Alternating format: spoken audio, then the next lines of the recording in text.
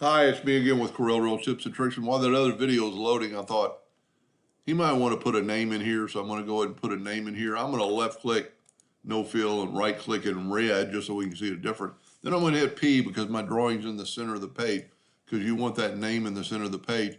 Then just set your nudge factor on something low and just nudge it down. And it's a pretty good fit. We're covered on all the other edges.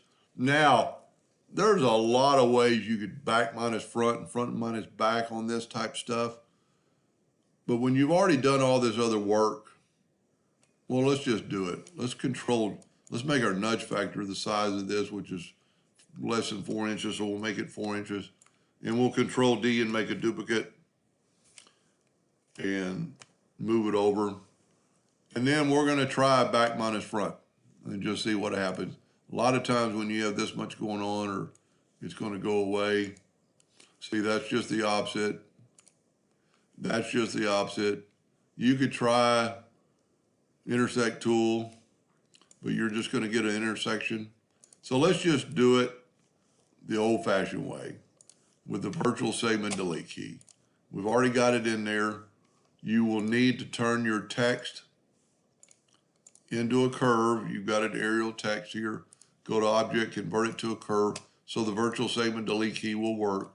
And this is an easy one because you just go up and down and cut both lines at one time. And not very hard, it's just a few lines. Just make sure you don't get past there. I would probably go up instead of down. And this is super easy.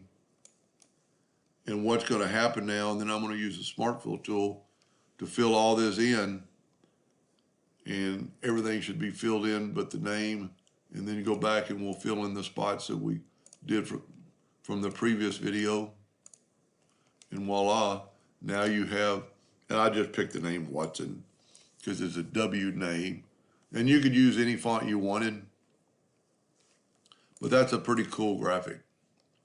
I hope that helped a little bit. Thank you.